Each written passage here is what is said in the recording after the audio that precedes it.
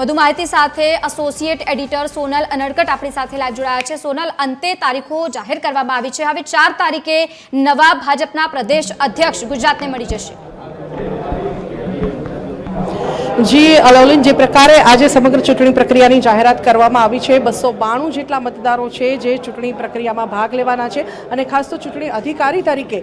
ઉદય કાનગડની નિમણૂક કરવામાં આવી છે અને તેમની સાથે જ વાત કરીશું। ઉદયભાઈ, હવે ચૂંટણી કાર્યક્રમની જાહેરાત થઈ ચૂકી છે, આપની નિમણૂક થઈ છે અધિકારી તરીકે, કયા પ્રકારની હવે તૈયારીઓ? ભારતીય જનતા પાર્ટી દ્વારા સંગઠન પર્વ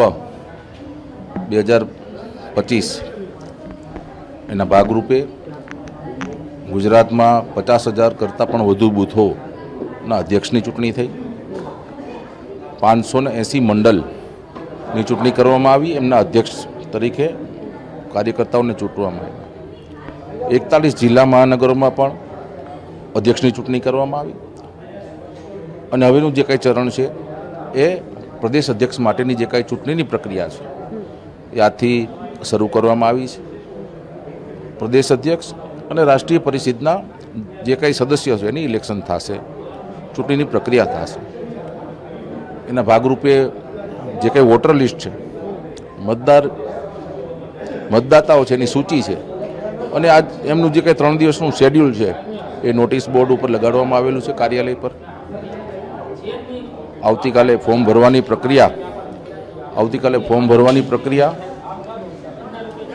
3 તારીખના રોજ થવાની છે અને 4 તારીખે જે કંઈ અમારા પ્રદેશ અધ્યક્ષ પાર્ટીમાં જે ચૂંટાશે એમની પરમ દિવસે જાહેરાત કરવામાં આવશે અને ખૂબ કાર્યકર્તાઓ સાથે મળી અને જે કંઈ નિર્ણય થાય બધા વધાવી લેશે।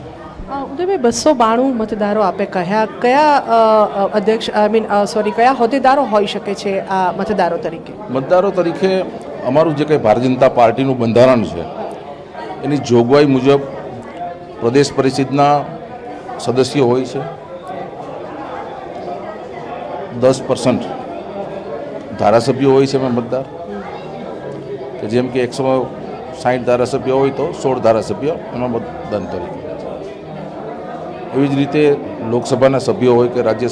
લોકસભાના સભ્યો હોય કે રાજ્યસભા એ 10% તરીકે હોય છે અને બાકી જે ટોટલ 292નું જે કાંઈ મતદાર યાદી છે, જે અમારું બંધારણ છે એ મુજબ જ ચૂંટણી કરવામાં આવશે। એટલે ઇન શોર્ટ પરંતુ 4 તારીખે નવા પ્રદેશ અધ્યક્ષ ભાજપના મળી જશે? હાજી, 4 તારીખે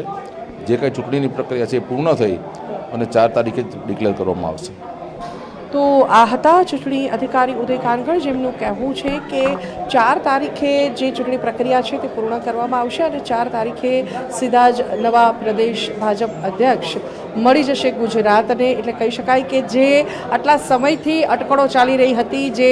સંભાવનાઓ જોવાઈ રહી હતી, જે આતુરતા હતી લોકોની, તેનો હવે આજે અંત આવ્યો છે। આજે પ્રદેશ ભાજપ અધ્યક્ષની જે ચૂંટણી પ્રક્રિયા છે તે જાહેર કરી દેવાય છે અને સાથે સાથે જ હવે જે ચૂંટણી પ્રક્રિયા છે તે આવતીકાલથી શરૂ થશે। 292 જેટલા મતદારો કે જેમાં ધારાસભ્યો અને સાંસદોનો પણ સમાવેશ થાય છે, તેમને પણ અહીં હાજર રહેવા માટે થઈ અને આદેશ કરી દેવામાં આવ્યો છે। મહત્વપૂર્ણ છે કે આજે 2 ઓક્ટોબરના રોજ જે આ દિવસ છે તે પસંદ કરવામાં આવ્યો છે અને આવતીકાલથી જે ચૂંટણી પ્રક્રિયાનો જે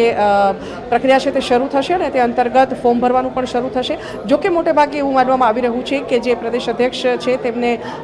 નામ જે છે તે બિનહરીફ જાહેર કરી દેવામાં આવશે। જે પ્રકારે ફોર્મ ભરવાની પ્રક્રિયા જોકે શરૂ કરવામાં આવી છે,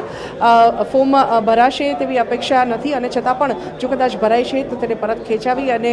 પ્રદેશ અધ્યક્ષને બિનહરીફ ઘોષિત કરવાની જે વિચારણા છે તે હાલના તબક્કે લાગી રહી છે। પણ મોટે ભાગે જે અત્યાર સુધી થતું આવ્યું છે તેમ કે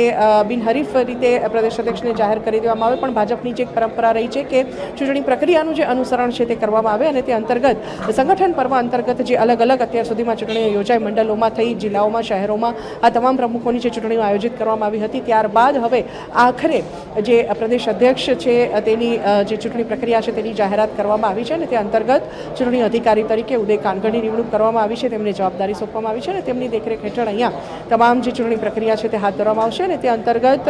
જે મંડપ બાંધવાની જે પ્રક્રિયા છે તે પણ શરૂ કરવામાં આવી છે અને અહીંયાનું જે નોટિફિકેશન છે ચૂંટણીની પ્રક્રિયા માટે ખાસ જે નોટિફિકેશન છે તે પણ મૂકવામાં આવ્યું છે અને નોટિસ બોર્ડ પર અને તેના પર પણ નજર કરીશું કેમ કે જે નોટિફિકેશન છે તેમાં 292 જેટલા જે મતદારો છે તે મૂકવામાં આવ્યા છે અને તે મતદારોનું જે લિસ્ટ છે તે પણ અહીં પ્રદર્શિત કરવામાં આવ્યું છે. જોઈ શકાય છે કે જે આ નોટિસ બોર્ડ છે કે જ્યાં આ મતદારોની યાદી મૂકવામાં આવી છે મેઇન હેડિંગ જ જોઈ શકાય છે કે પ્રદેશ પ્રમુખ અને રાષ્ટ્રીય પરિષદના સભ્યોની ચૂંટણી પ્રક્રિયા માટેની જે મતદાર યાદી છે તે અહીં મૂકવામાં આવી છે જેમાં લોકસભા અને રાજ્યસભાના ચૂંટાયેલા સાંસદો જે છે તે 10% હોઈ શકે છે જે હમણાં ઉદયભાઈએ જણાવ્યું તેમ અને તે મુજબ જે નામ છે તે અહીં મૂકવામાં આવ્યા છે